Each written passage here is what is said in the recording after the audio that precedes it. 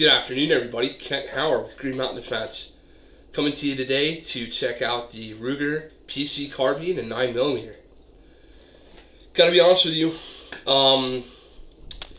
back in the day when I used to spend a lot of time doing this on the firing line and on Glock Talk, I'm still on Glock Talk a little bit, still technically on the firing line too, but the forum threads used to be a buzz with the idea of a Glock Carbine.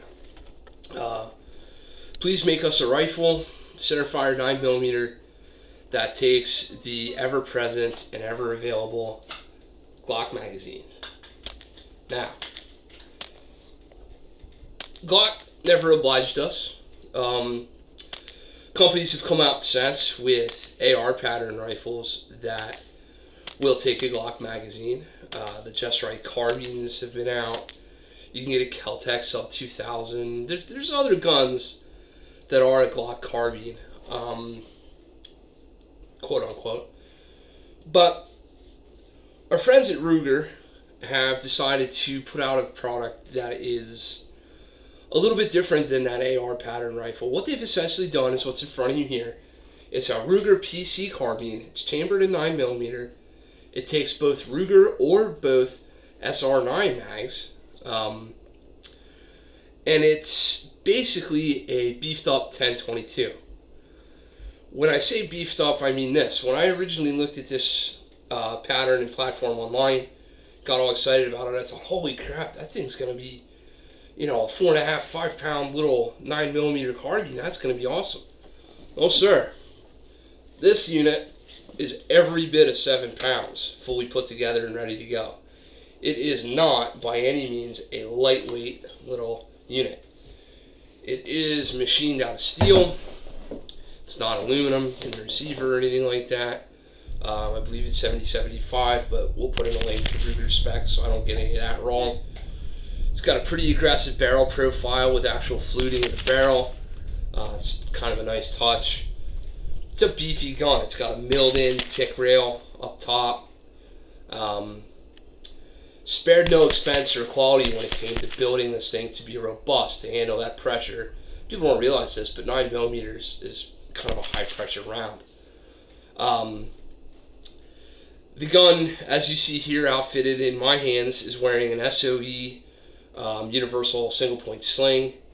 It's wearing a Vortex Spark 2, running the Gemtech GM9 suppressor up here on the 1/2x28 mount. That works out real nice, and it is currently configured to take the Glock magazines. The charging handle is reversible from left to right side. The magazine release is also reversible from left to right side, so that works out nicely for my left-handed self. And overall, it's a nice little package. Ruger has shipped it with a couple different magazine spacers, so that you can get the length to pull out. As a matter of fact, let's just go ahead and show you what else this bad unit ships with. Not that we're doing an unboxing necessarily, but what else does it come with? So I'm just gonna discard what I don't need, pull out what I do. Typical owner's manual from Ruger. Some advertising stuff.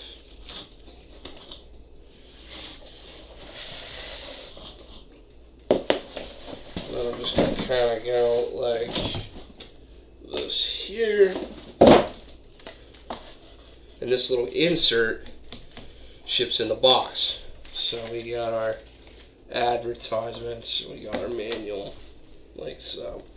So here's the magazine well insert that goes up in the receiver. This is the one for the SR9 mag. You can see that the gun ships with an SR9 mag right here. So that's what allows the SR9 mag to fit in. We immediately swapped that from right at the FFL I picked it up at, just to let's make it work with the Glock magazines, because God knows that's what everybody's interested in. Of course, this stuff never goes back in the styrofoam the way it came out. Ships with the necessary Allen tool to make that a reality. Ships with a bigger Allen tool which I believe might tighten like the handguard position. That one's a little small for the handguard. So perhaps this big beefy guy is what does this handguard. I noticed this was just a tad loose when I was messing with it. Yeah, there we go. Yeah, so that's what that fits. I'm gonna speculate here, and I'm gonna say that probably at some point, either I bet Magpul, I bet you any money that there'll be like a XL Hunter kind of a stock chassis system that will come out for this. Ships with the standard Ruger lock, as you might guess, and it comes with these stock spacers to allow you to increase the length of pull. I think it's got one in there right now. The length of pull is fine for me, so I didn't really mess with it too much. But that's what all the gun ships with. Comes with your standard user manual here, and it comes with these advertisements. So that's the unboxing in a nutshell, if you will. What do I think of the gun? It's heavier than I expected it to be, than I wanted it to be, but that certainly has its advantages when it comes to taking the high pressure of a 9mm round. It's hefty, which is, I guess, a good thing. You're going to hear in video, we're going to just be rolling in shooting clips as I'm talking here. The way this thing sounds with a 9mm Gemtech GM9 on it is just absolutely amazing. Real quiet with a 147 grain Hornady XTP load that I put together. So that works out great. I love that they threaded the barrel. I love that it's 1/2x28 threaded, because this would be kind of a sad thing if it didn't come threaded. Alright, so we're going to put some rounds downrange.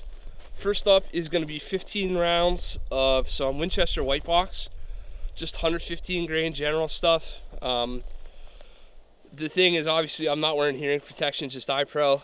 And I don't usually wear iPro over my glasses like this, but it's so cold out that the gas from the suppressor is almost like crystallizing and hitting me in the face a little bit.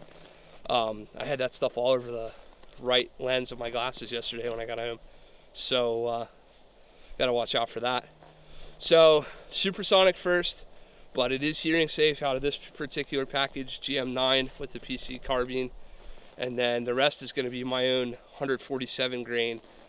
Let's see, 3.2 tight group, 1.10 OAL, and a 147 grain Hornady XTP. But first, Winchester white box. Safety off, time to do work.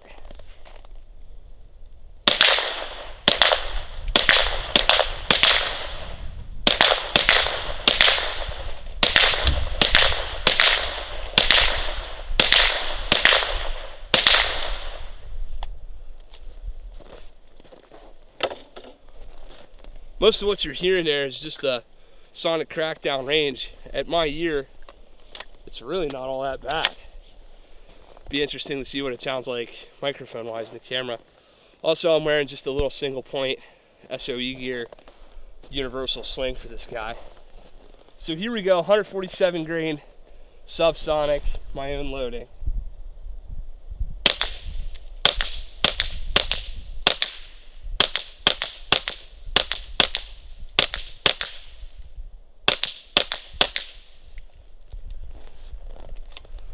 Nice and quiet, right? Let's keep it up. Let's keep being nice to the neighbors, and we'll stay quiet. Gotta love the suppressor stuff.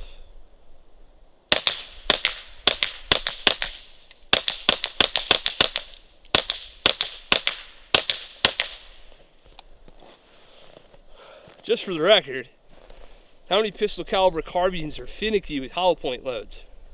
This one isn't. Matter of fact, I happen to have a SIG MPX that you've seen on camera that will not cycle this very load. Maybe it's the blowback action, who knows, but this works pretty good.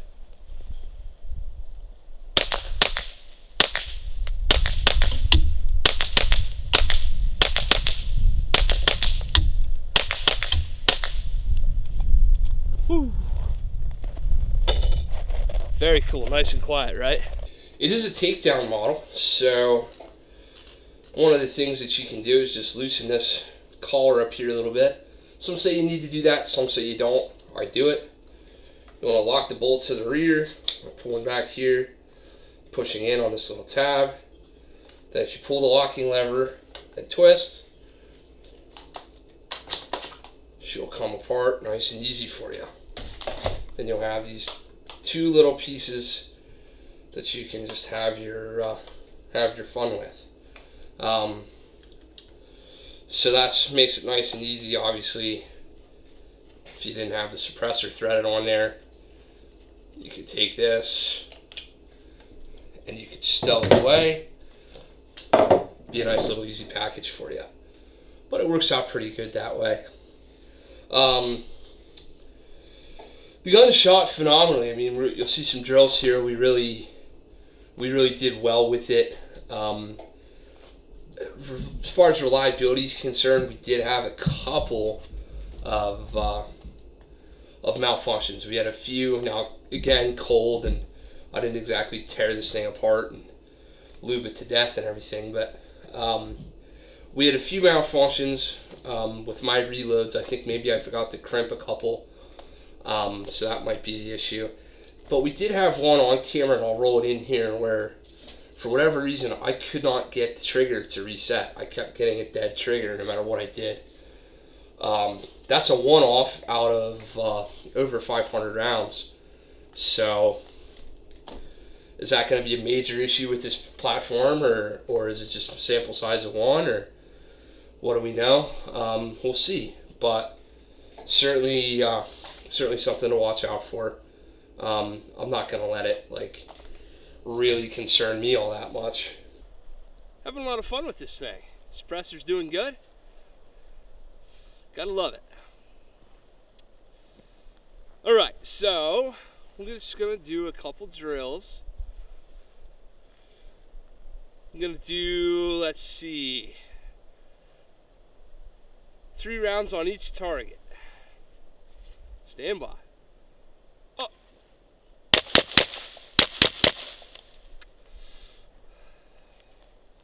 Could have got a better cheek weld on that one. Let's try it again. Whoa. We have our first malfunction with the reloads. Interesting.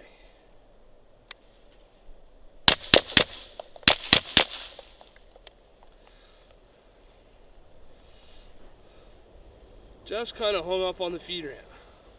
When I was reloading this batch, I thought I might have got one that I didn't get crimped. I think that might have been it.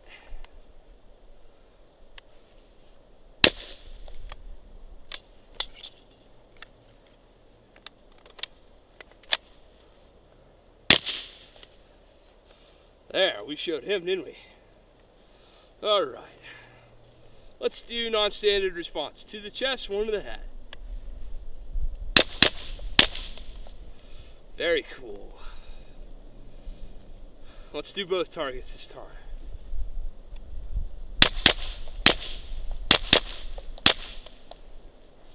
Very, very cool.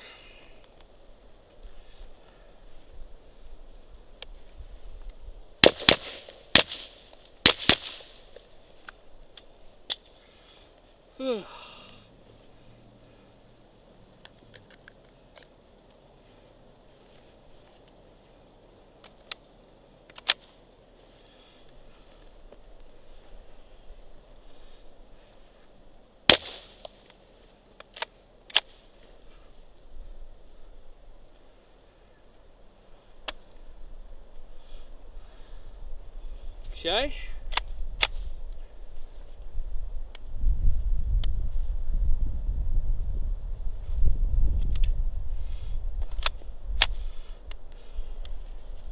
We have a dead trigger.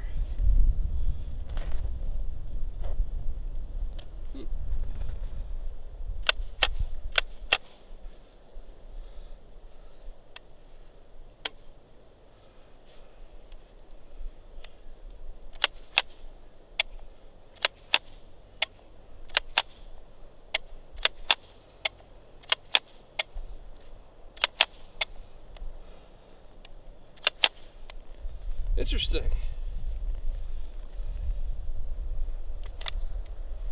Not sure if something about a reload caused that or what. Let's keep it going.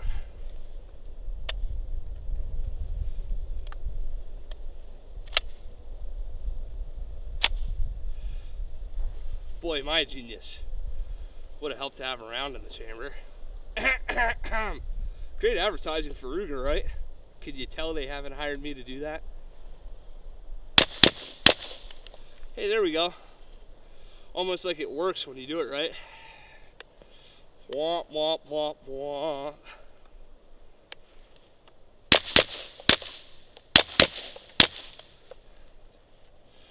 I don't know what that was. Maybe I got a piece of my glove or something in behind the trigger when it was trying to reset. No clue.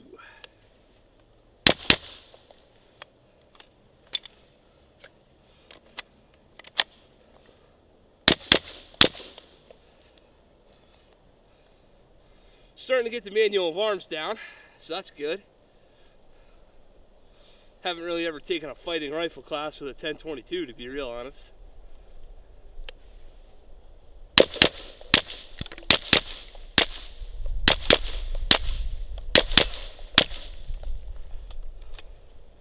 There we go.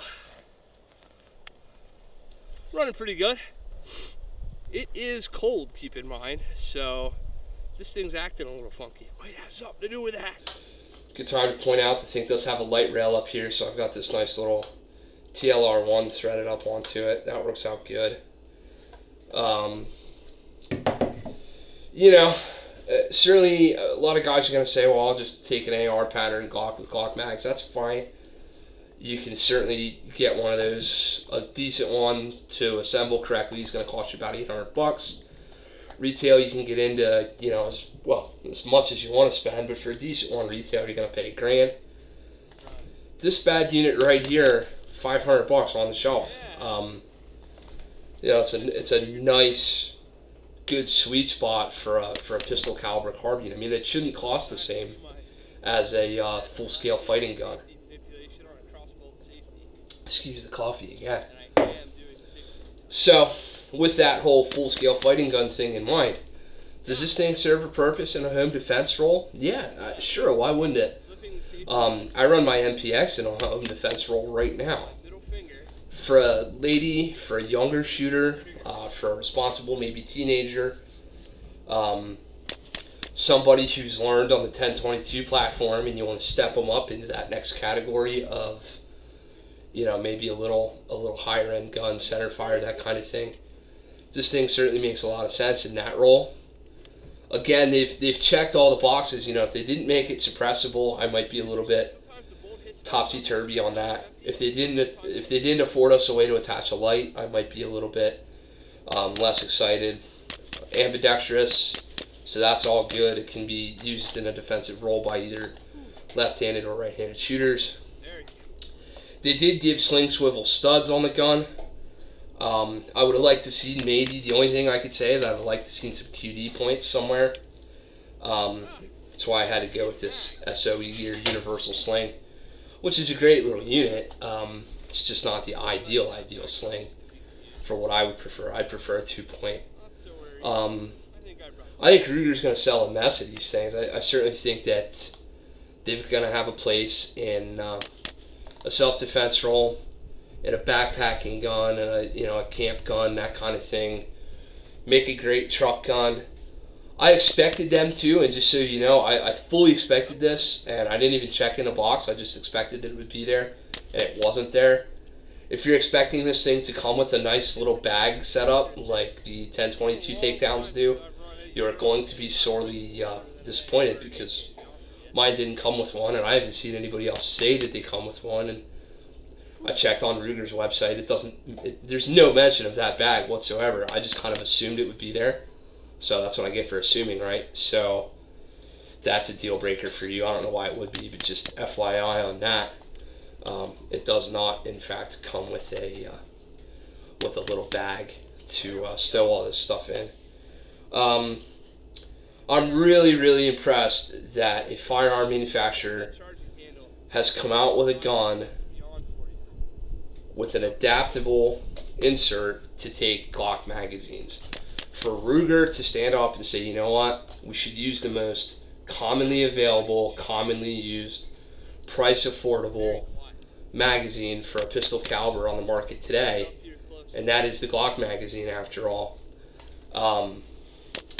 That's really, hats off to you, Ruger, for that. I'm impressed. And of course, they've given us the opportunity here that if we're big time Ruger people, I hate styrofoam. It's like the exact perfect size. But, if you're a big time Ruger guy, they did in fact include the 17 round SR9 mag, or I think Security 9 mags, or I don't know what all will work for Ruger mags, but they included an SR9 17 rounder, which I have no use for other than this because I don't own an SR9 or anything, but it's nice to know they included it with their proprietary thing. Thinking down the pipeline, I don't know, maybe they'll make these inserts for this thing that are M&P, maybe MECGAR stuff, maybe like SIG compatibility for a 320 mag. Who knows what they'll come out with? But the technology now exists for them to use a different magwell insert in order to accept mags in this gun. And it doesn't feel like an afterthought. I really thought it would be like, man, I don't know. How does that work? How does that come apart? In all honesty, it looks very factory with the Glock mag adapter, and that is in fact what's in the gun right there. So kudos to them for thinking ahead and including that. All in all, we're going to have to see. Time will tell. I've got over 500 rounds through it. I've got 3 feed-related malfunctions from my reloads. I'm going to go ahead and assume that's on me, not on Ruger. And I've got 1 trigger reset malfunction that may in fact also have something to do with my reloads, although I don't know what it might be. But we're going to watch for that in the future. We got a suppressible gun. We got a gun that we can attach a light to. We got something that should be adaptable size-wise for most members of the family. It is adaptable to lefties or righties, so we love that. And once again, Ruger is just pushing the envelope in the marketplace with all these products. It's amazing the stuff they're coming out with. With Ruger, it's like SHOT Show every 2 weeks, it seems like. They're always like, hold my beer, watch this. I'm going to do something else cool. So good for Ruger, I got to say. They've got more SKUs and more new products and more new stuff out than most of these other companies seem to get out. So kudos to them. Again, this is Kent Howard with Green Mountain Defense. If you enjoyed this content, please support us by using our Amazon affiliate link. It doesn't cost you a dime, but it makes us a little bit. That can be found in our description. Please check us out on Facebook at Green Mountain Defense. Please like, favorite, subscribe, and share this video. Ring that little bell. Smash that like button for me. Doesn't really take you but 5 minutes, but it really is helpful to me. And we certainly appreciate your continued patronage. Check out some updates for spring class schedule and what we're going to be doing. We got some exciting announcements coming ahead there. I got some AARs for some training coming out and a whole bunch of other stuff. So www.greenmountaindefense.com if you'd like more info. Thanks so much.